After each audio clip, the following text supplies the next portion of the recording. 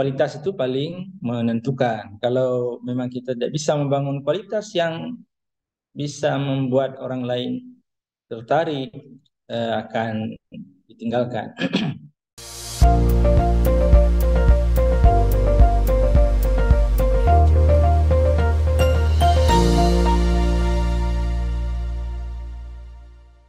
Assalamualaikum warahmatullahi wabarakatuh. Waalaikumsalam. Waalaikumsalam warahmatullahi wabarakatuh.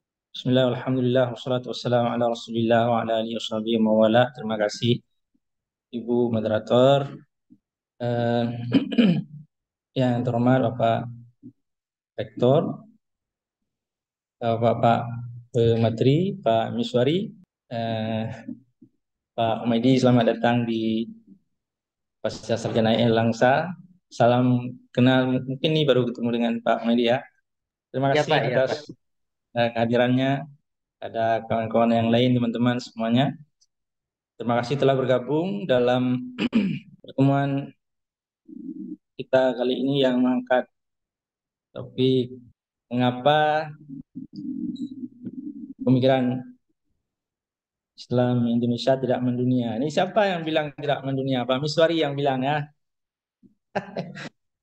Pak Miswari bilang pemikiran Islam Indonesia tidak mendunia. Why?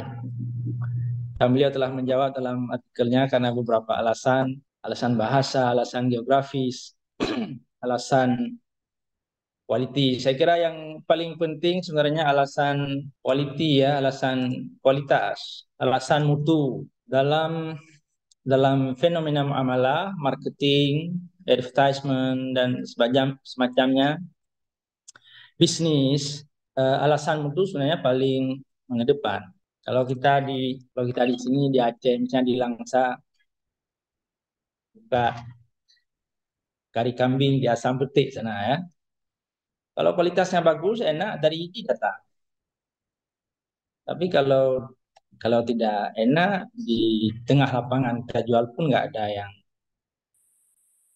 beli, nggak ada yang tertarik.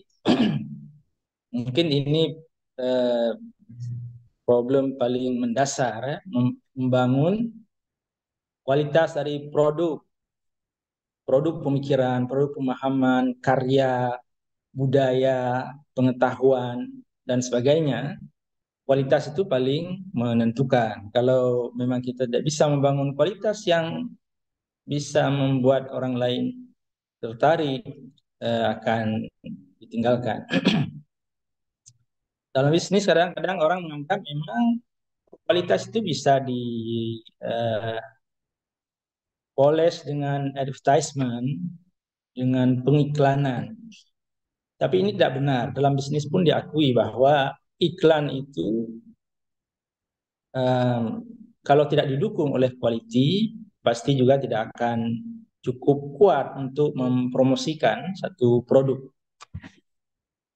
Nah, saya sepakat dengan Pak Miswari bahwa saya tidak mengatakan bahwa pemikiran Islam Indonesia tidak berkualitas ataupun kalau berkualitas, kualitasnya tidak mendunia.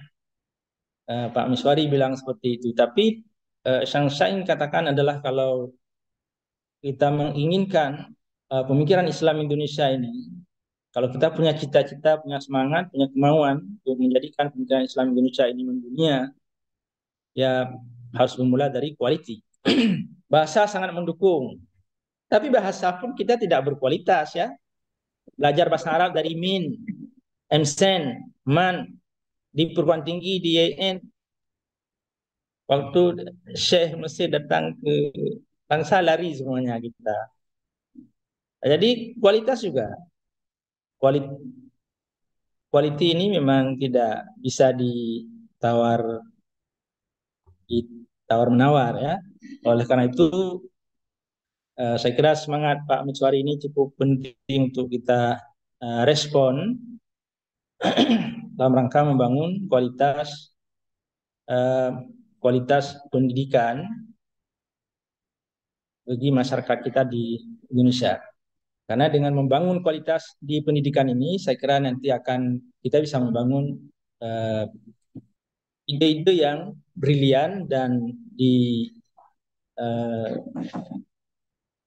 mau direspon oleh dunia. Pendidikan kita kadang-kadang mengandung sesat pikir dari sejak awal ya. Bahkan waktu kita di Dayak, saya nggak tahu dah Pak Miswari ya, belajar bahasa Inggris saja dibilang kurang berguna otak kapi ya. Kan kira-kira seperti itu. Tapi ada daya seperti daya Darussaada almarhum Abu Kiraya dulu justru mempromosikan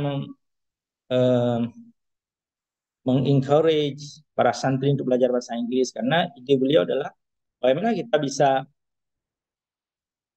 menyebarkan kebenaran Islam, bagaimana kita bisa mempromosikan kita kaum muslim kepada dunia kalau bahasa Inggris kita tidak ada. Saya kira Abu Kiraya itu dulu punya cukup visioner ya, punya pandangan yang cukup jauh ke depan dibanding dengan sebagian ulama-ulama dayah kita. Jadi sebenarnya benih atau fondasi yang bisa membangun kekuatan kita untuk menginternasional itu sudah ada. Tapi kadang-kadang sesat pikir di tengah-tengah pendidikan kita itu bisa mengelabui banyak orang dan mempengaruhi kita semua untuk menempuh cara-cara yang akan mengurangi dan menghambat kita membangun kualitas pendidikan, akhirnya kualitas pemikiran. Dan orang kita saya kira malas memang untuk menjadi orang yang terkemuka, menjadi tampil di publik dunia. Jadi karena malas itu, maka tidak akan mampu menghasilkan pemikiran-pemikiran yang bagus. Malas berpikir, kita cenderung mengkonsumsikan saja. Jadi teori-teori usul fikih pun yang sebenarnya memiliki semangat atau fondasi-fondasi berpikir serius itu kadang-kadang terbenam hanya menghafal teori-teori yang sudah dibuat, dan itu menyebabkan kita tidak lagi berpikir, belajar fikih tapi menghafal tidak berpikir. Bagaimana bisa menghasilkan pikiran yang brilian dan berkualitas kan? Memang tidak dilatih untuk berpikir. Ini adalah sesat pikir yang ada dalam dunia pendidikan kita yang menyebabkan seperti dibilang Pak Miswari tidak akan bisa menghasilkan mutu pemikiran Islam yang akan disambut oleh dunia. Dan satu lagi saya kira ini penting juga bahwa kita memang menghambat pemikiran dan menutup diri. Kalau kita bilang kenapa Oxford, kenapa Columbia University, kenapa Kanada misalnya menghasilkan pikiran tokoh-tokoh yang brilian, karena memang mereka hidup di sebuah dunia yang penuh tantangan. Kita tidak menginginkan ada tantangan. Berpikir agak sedikit berbeda aja sudah kena cap macam-macam. Ya sudah dibilang khalif itu Arab. Gaduh khalif itu Arab.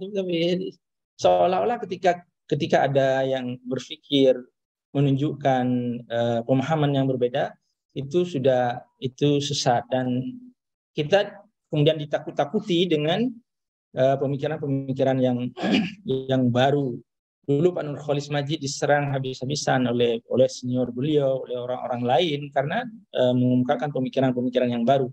Jadi ketakutan, kekhawatiran seperti itu, tidak ingin hidup dalam sebuah dunia dengan penuh tantangan, ini menyebabkan kita semakin terkungkung ya, tersquare dalam sebuah box yang akhirnya tidak bisa keluar lagi dan tidak akan menghasilkan pikiran-pikiran yang jernih.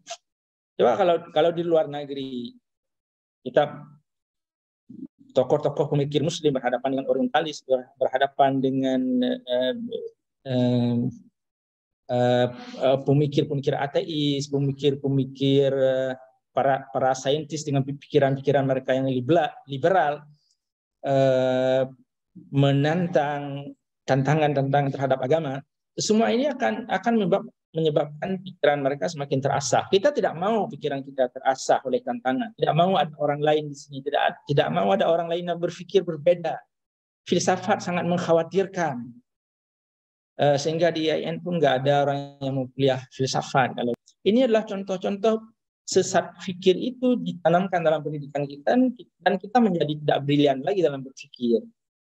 Saya kira Pak Miswari mengangkat topik ini cukup cerdas sekali ya. Terima kasih Pak Miswari, terima kasih pemateri semua, terima kasih Bapak-bapak dan Ibu yang berpartisipasi. Semoga ini nanti akan menjadi awal dari lahirnya pemikiran-pemikiran Islam yang internasional, Pak Miswari ya. Saya tidak bilang pemikiran Islam tidak mendunia, tapi memang kita butuh suatu upaya yang serius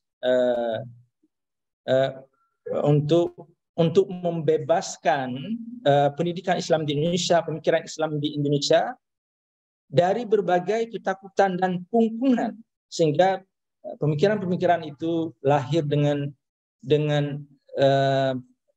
penuh semangat, dengan penuh dinamika, tanpa ada ketakutan dan kekhawatiran, tanpa ada banyak penyesatan dan tuduhan-tuduhan terhadap orang-orang yang mau berpikir. Sekali lagi terima kasih untuk semuanya, terima kasih Pak Miswari, semoga pasca sarjana Langsa terus jaya. Wabillahi taufiq wal hidayah. Mohon maaf atas kekurangan. Assalamualaikum warahmatullahi wabarakatuh.